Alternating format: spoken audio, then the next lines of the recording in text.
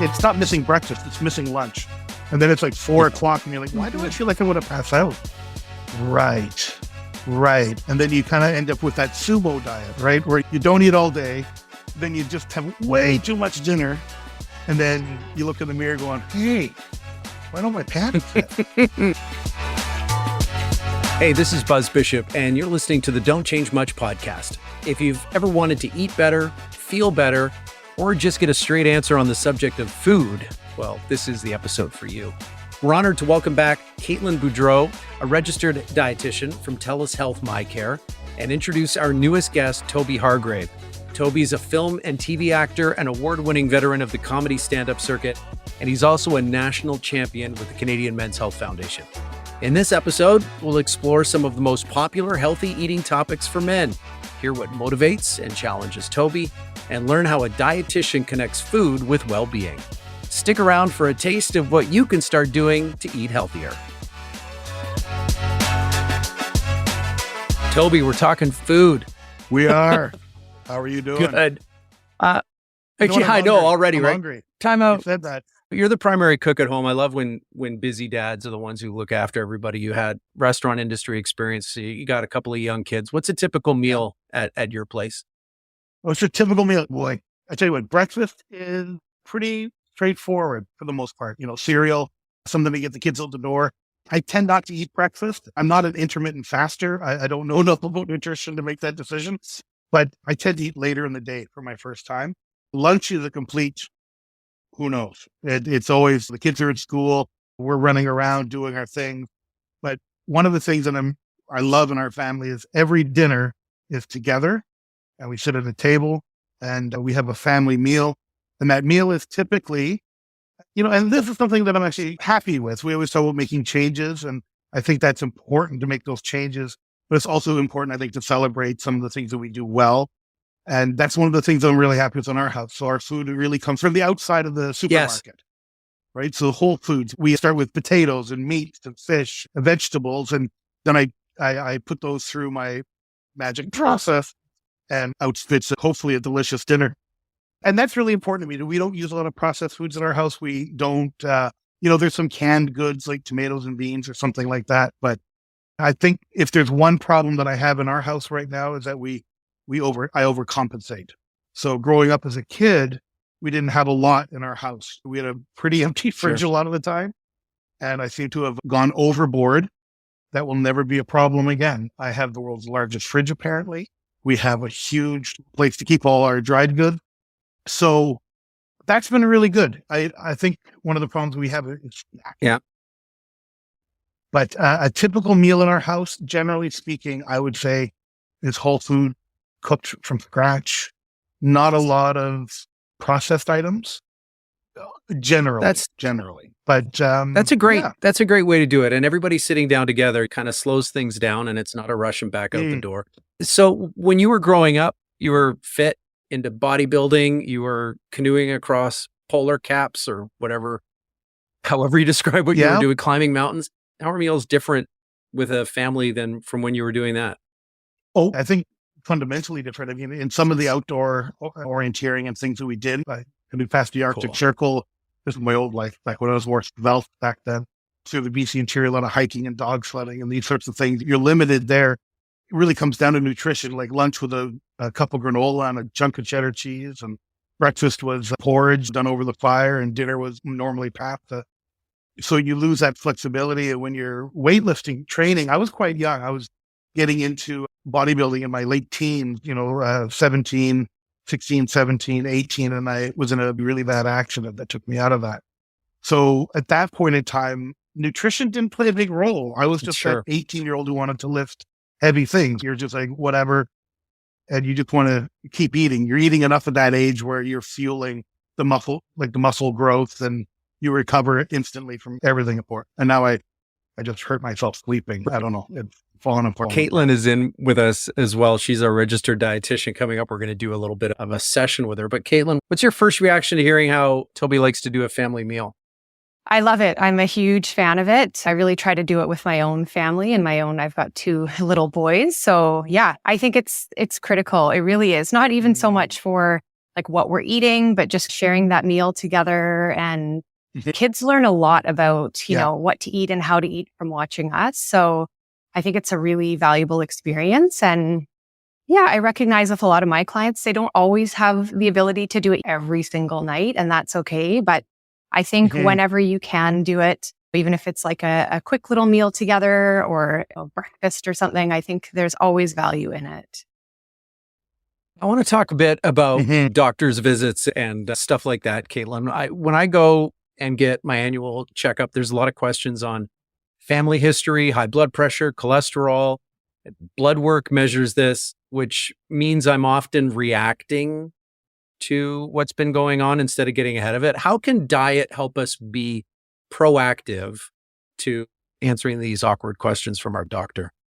Yeah, I think, Buzz, it's always easy to deal with these things before they occur, right? And so that's where I like that focus on being proactive, not waiting until maybe your cholesterol numbers are through the roof or your blood sugar measures are not great. It's a lot easier to tackle those things before they actually happen. So I think the best way we can look at it is trying to get started now with a healthier diet. And it doesn't have to be a total Mhm. overhaul. That's the beauty of it. It can just be some tweaks here and there, but trying to find a nice, easy way to sneak some veggies into your day. Or maybe for you, Toby, trying to get that breakfast in the morning. That's another big one of mine. And so just little changes here and there can have a big impact on, then you can feel a little more confident going to the doctor and trusting that those numbers are going to be where they're supposed to be. How are your doctor's visits, Toby? Sure. It's just generally not too bad. I mean, it was funny, the reactive sort of thing. I remember I went, this was a few years ago now, maybe 6, 7 years ago. And I went to see my doctor just for a Yeah. general checkup. Nothing really was pointing out. And the couple days earlier, I always run hot. I run at 1,000,000 degrees. I'm always warm. And my wife is always cold. And we go back and forth on it. I always tell her, like, look, you can put on a shirt or a sweater, and I can only get so naked. So make your choices. But she's a nurse, so she's very smart. She's a very smart woman. And so she said, one day she looked at me and said, you know what, maybe you're the problem. And so I went to my doctor and I said, hey, my wife's pretty smart. And I'm here anyway. So I'm always hot. What's up with that? And he said, yeah, you have a fast metabolism. And I remember saying, sorry, like, this is a fast metabolism? And he said, yeah. I said, what would happen if I had a slow metabolism? And without missing a beat, he just said, wouldn't be good. And I remember that day, like the humor of the moment, but also that kind of little, not dig, but that little, it was weird. And for the funny moment that it was, I left thinking, I am lucky. I know I have a pretty fast metabolism. So what's going on? Why do I look the way I look? And that comes from a lot of different things. And nutrition is such a huge one. And I take that away from bodybuilding when I was really working out a lot and back and forth with it and the knowledge that I've gained and living over time. And I think a lot of people still look at fitness and health from get out there and do a run or get out there and get your exercise in, which, don't get me wrong, is so important. But the nutritional aspect of it, if you don't have the fuel going in, you'll never have the output or the results that you want. You're just not in a healthy cycle. And nutrition, I think, what you were mentioning there, breakfast, the problem that I find is I don't forget about, it's not missing breakfast, it's missing lunch. And then it's like 4 o'clock and you're like, why do I feel like I'm going to pass out? Right. And then you kind of end up with that sumo diet, right? Where you don't eat all day, then you just have way too much dinner. And then you look in the mirror going, hey, why don't my pants fit? And so it kind of Yeah. Manage your stress, not the other way around. For simple ways to improve your mental health, check out the free MindFit Toolkit from the Canadian Men's Health Foundation. Complete a self-assessment, access virtual counseling, and learn more about how anxiety, stress, or depression might be impacting your health. Go to menshealthfoundation.ca and access the MindFit Toolkit to start improving your mental wellness today. is up.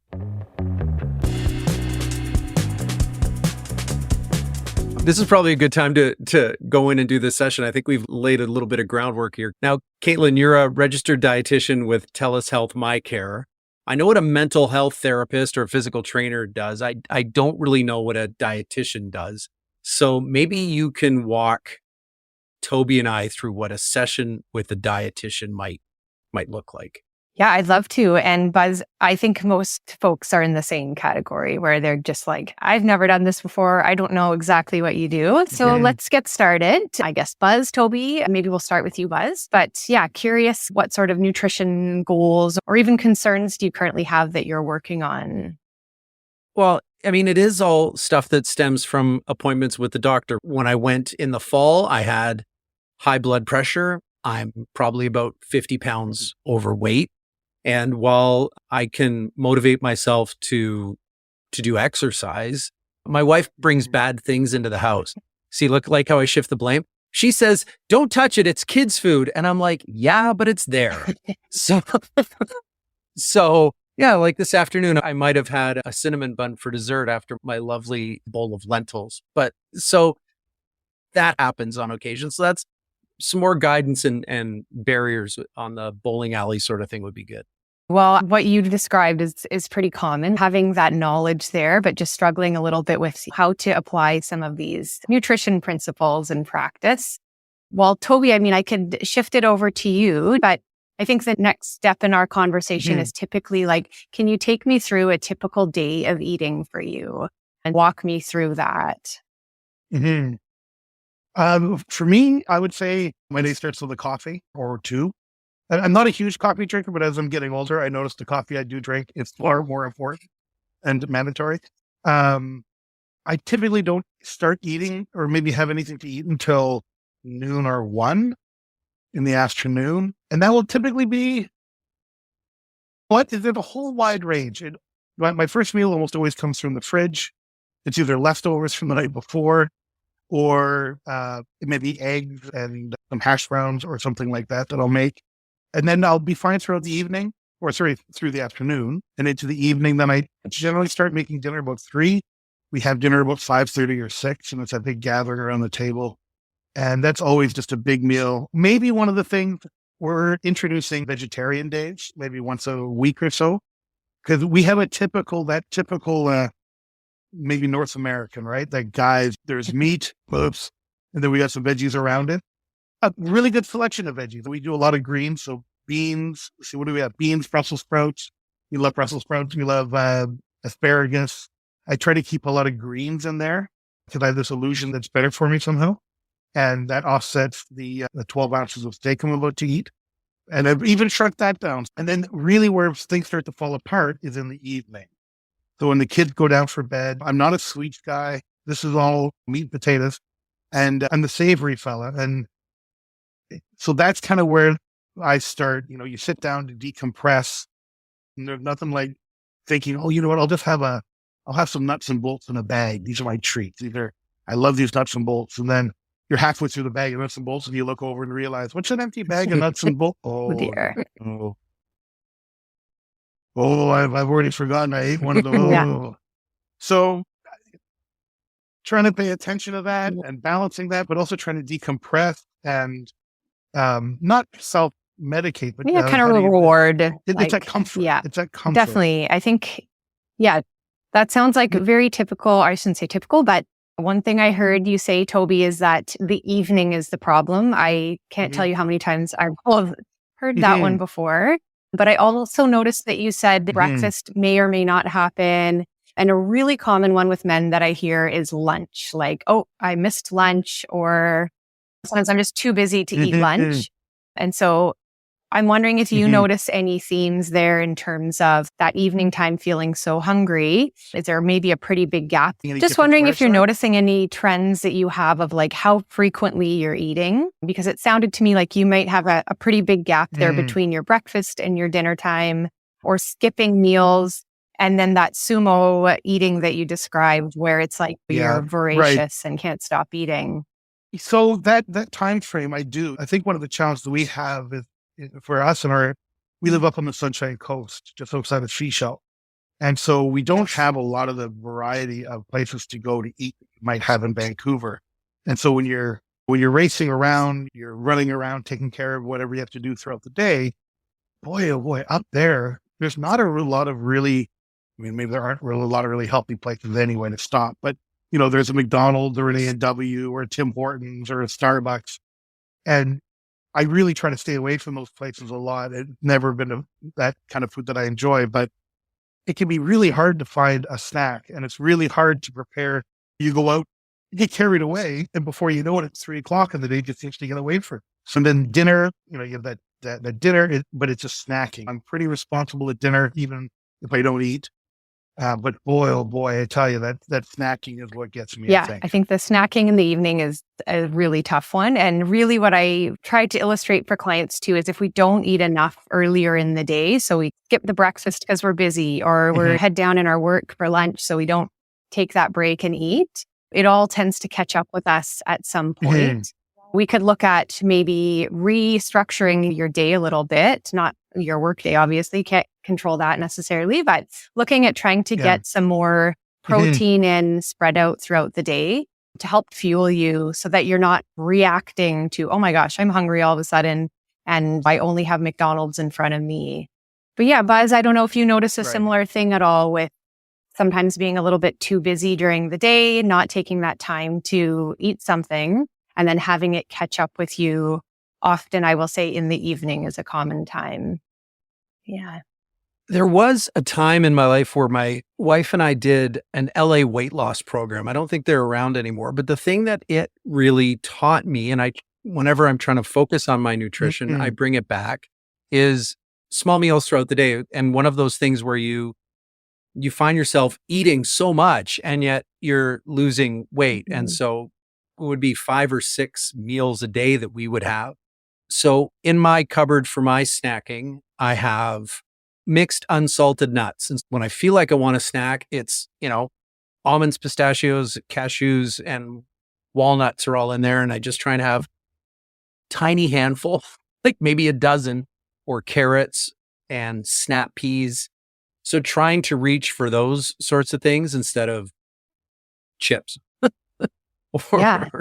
Because what you were saying with with protein as a snack that we should have, because most of us think of bars or chips or something like that. It's got the sugar feel, but that's not really good for us. What does a protein snack look like? Yeah, well, just to go back a tiny bit too, I think I've heard both of you say I try not to snack, but I do, as if it's a bad thing. But snacking is wonderful. It's a really nice bridge between meals, especially if we're trying to go 6-8 hours between meals and expect to feel good and expect to feel energized. So to answer your question, Buzz, I think that protein is really important at a snack because it is our fuel. So it helps us focus, it helps us concentrate and stay motivated.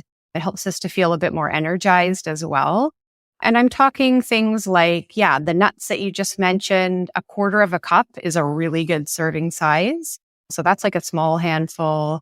Cheese and crackers, that's one of my favorites. Pretty simple, but it works pretty well. So cheese, crackers, and a sliced apple. It could be a little bit of Greek yogurt. I really like Greek yogurt because it's a lot higher in protein. Looks like Toby is a fan as well. Yeah, that's my dessert. I like to have the lime Greek yogurt in the fridge is my dessert. Awesome. That's a great one because you are getting that sweetness, but then it's that protein you'll really notice that's going to carry you a lot longer than just having a regular yogurt. Well, that's interesting. I've started eating yogurt. I'm infatuated with yogurt. I just love it. And where I get into trouble, though, becomes maybe what you've just already touched on. That 1/4 cup of nut. It's one of those things where, 1/4 cup is great. Half a bag is maybe not so great. I love yogurt, but I can eat a 650 ml organic Greek yogurt pretty quick. And so maybe just minimize that is really what I have to focus. That's a thing that comes up often, right? Portion sizes, how to manage that. There's 2 big ones, I would say. So, Toby, one thing I would observe with yourself maybe next time you go for that big tub of yogurt is, hey, when's the last time I ate?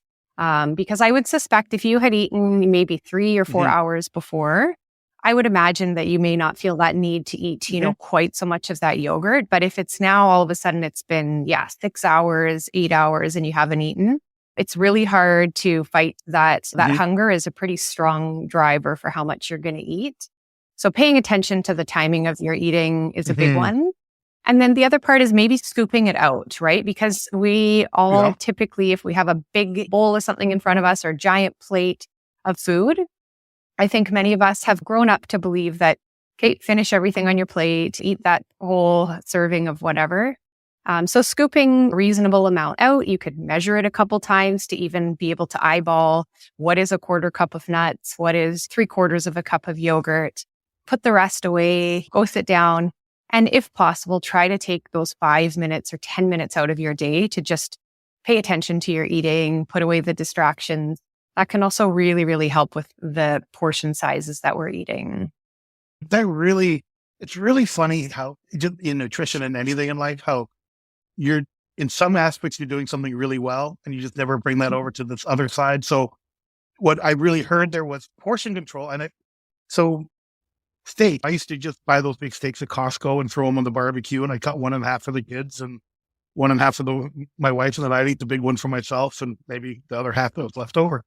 And that just because it was sitting in front of me and we started slicing the steak into pieces and we'd serve it like that. And you know what? I never missed it. It just never had any impact. And I'm eating far less. I'm eating better serving. And so what you just said now, maybe portion out your yogurt instead of eating it out of the tub. I was like, oh, I was treating the tub as a portion. There's That's my very mistake. convenient. I guess, but that blows my mind. And You know what? I always get the bag. Like I get the bag of nuts and bolts and I'll bring them and sit down with them or I'll grab the tub of yogurt. I'll bring it and sit down. And you sit like, what kind of genius are you? Or more to the point, how slow am I to not actually hang? Like you're all witnessing me having an That's epiphany awesome. right now. It's Great. what the show's about. the It's goal. what it's about. There Okay. are a couple of things that Toby mentioned, if I can interrupt your session for a bit, that I wanted to drill down on. One was not drinking so much, and the other was a focus on vegetarian meals. I want to share a vegetarian recipe that I learned from the Netflix show Live to 100, all about the blue zones. So in it, they talked about this three sisters foods that people in Costa Rica eat, and it's corn, beans, and squash, and they mix them together. And when these three things are in a stew, they make enzymes that act as if I had a steak. And once I saw this, I found some Three Sisters recipes, and oh my God, with fire roasted tomatoes and a little bit of heat in there, it is the greatest thing. And I leave it in the fridge, and that's my lunches for the week. So what do you find about people with trying to do a vegetarian recipe? Because until I saw this stew, I just thought it was, lentils. Hey, I like lentils. Yeah, I do. Yeah, for sure. I think there's some misconceptions about plant-based eating and vegetarian eating. That's a great example, Buzz, of like you weren't familiar with that until you tried it and tweaked it with some heat and some of your own kind of ingredients in there, which you can always do. It's just kind of thinking outside the box. It doesn't have to be like dry lentils and brown rice. You can get creative. And I think what they were probably referring to is that combining different sources of protein in different foods is always great because those proteins can kind of be fairly similar to what you would get with something like a steak. The other thing I do talk about with clients about trying to eat more plant-based is it doesn't have to be all or nothing, right? So you did have a nice example there of like an actual vegetarian dish, but if you're used to making your chili with ground beef, you can also do like half beef and then throw in half like black beans or something yummy like that. So it doesn't have to be all one way or the other.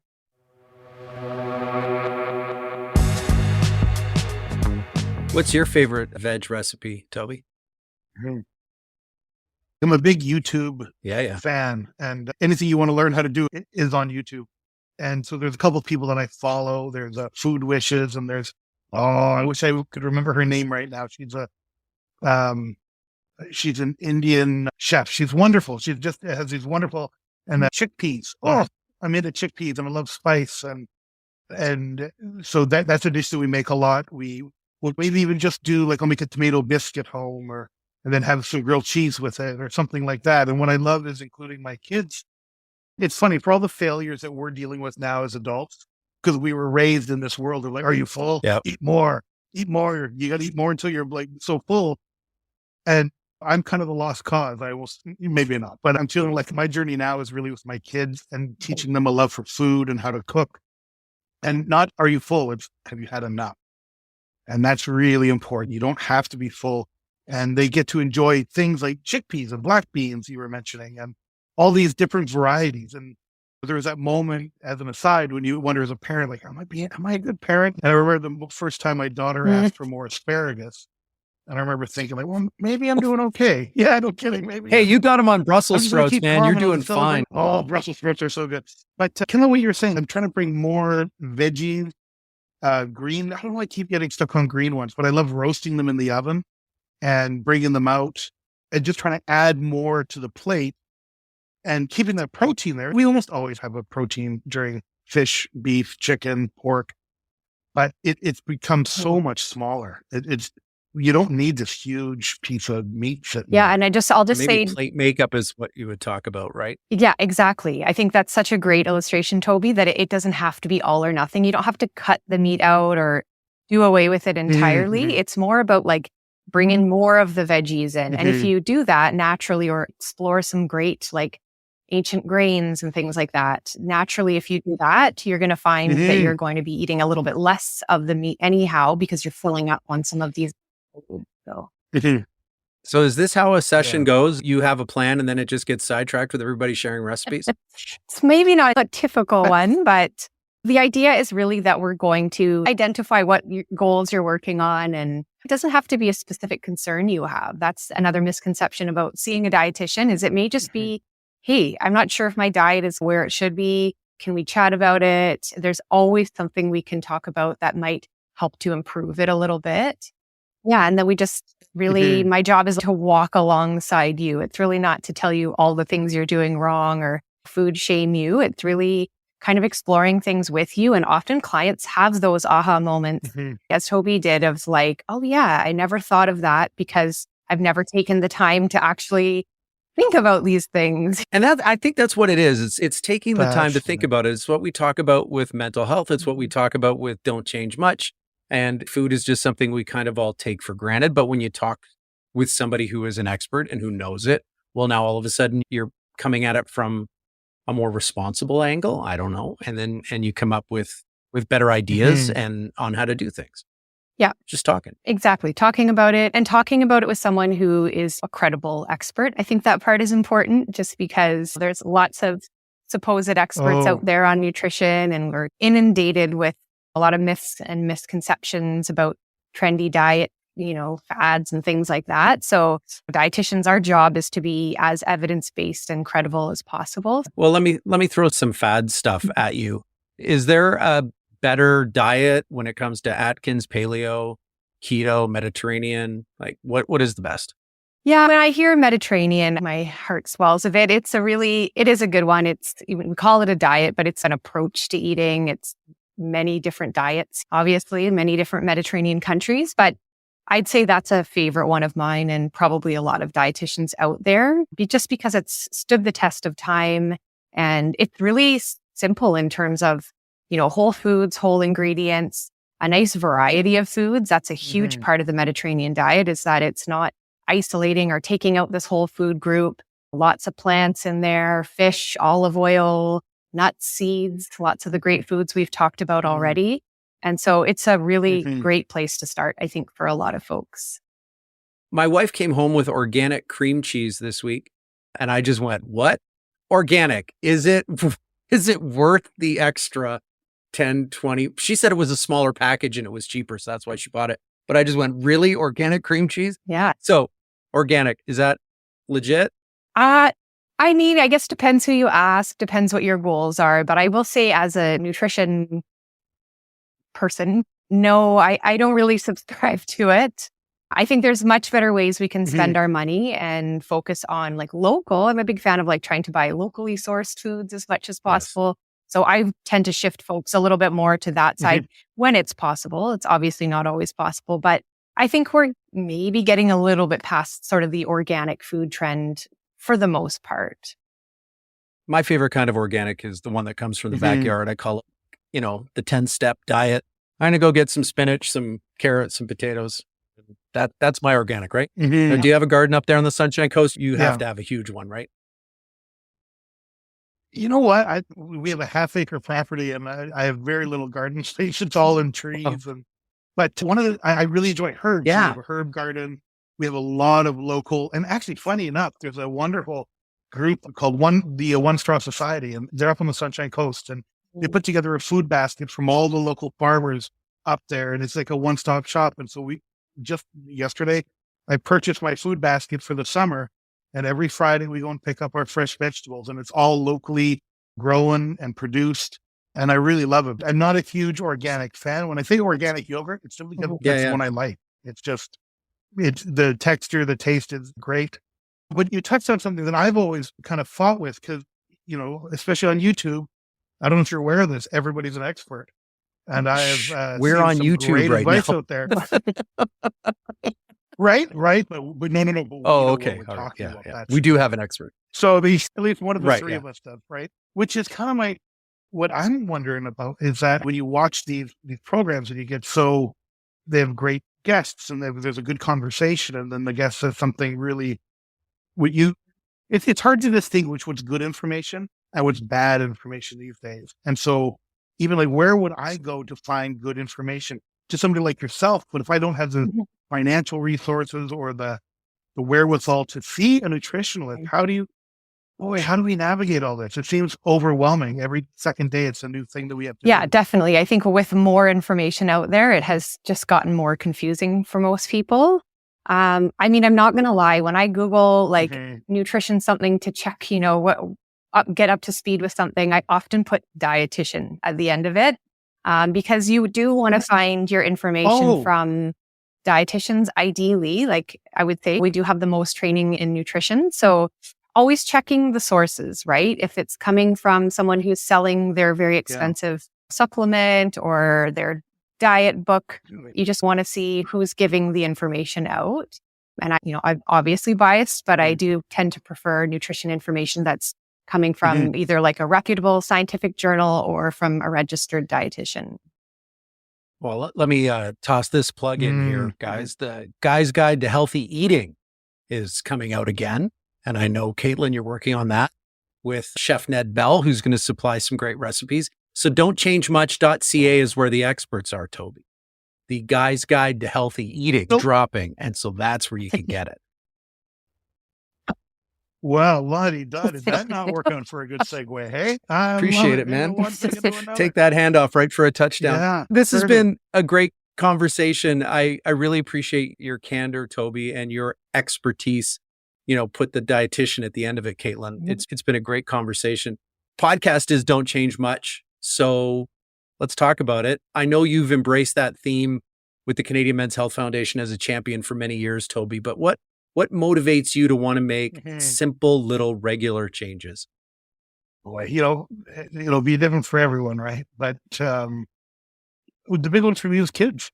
The big one for me was my kids. And when they start getting older and paying attention and all those little things that they see you doing, whether it's having that drink or having that or whatever, the kids notice these things and they see, my relationship with food comes from how I grew up as a child, and their relationship with food, that they're going to have their own challenges. And what can I do to have the best impact on them? And without it starts to sound corny after a while. Maybe you have to have kids to actually be able to identify that, or to feel that. But you can't just tell them what to do. You got to do it. It's been the impetus for change, really, for me. And it's a slow moving process. I kind of mentioned it earlier, but taking time to celebrate what we're doing well, and also not trying to change everything all at once. And so that little thing, like I'm going to put yogurt into a cup when I sit down tonight. That's life-changing stuff. Oh my goodness. It's so strange. And Ned Bell, like I remember Ned when we were doing the TELUS documentary a little while ago, and Ned was walking me around the outside of the supermarket, showing me what to eat. And he introduced me to fish. And even the questions, I'm like, well, salmon, so I can have a 12-ounce piece of salmon, right? He's like, no, you have a smaller portion. But all of these little resources and Ned's recipes I've followed, and following these really being inspired. That's what I'm saying. Being inspired by these things that I find along the way, like this conversation, and realizing that, I'm not the only one. Okay. So we're all kind of a lost cause. Yes.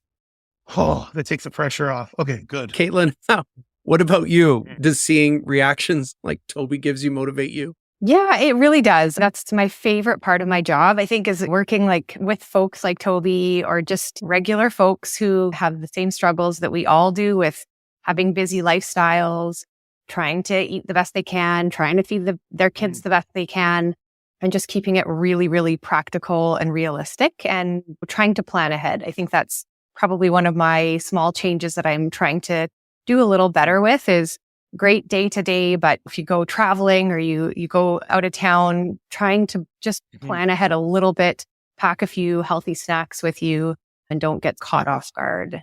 Sounds great. Thank you so much for the chat, both of you. I really appreciate it. Thank you for your expertise, Caitlin, and thanks for your candor, Toby. It was wonderful. Don'tchangemuch.ca. Get more information there. Yeah, thank you. Thanks so much, you guys. Hey, thanks for listening and watching the Don't Change Much podcast. You can download a guy's guide to healthy eating for free. It's in the episode description, or you can go to menshealthfoundation.ca. And if you haven't already, click the follow button and join us every month for a new episode of the Don't Change Much podcast.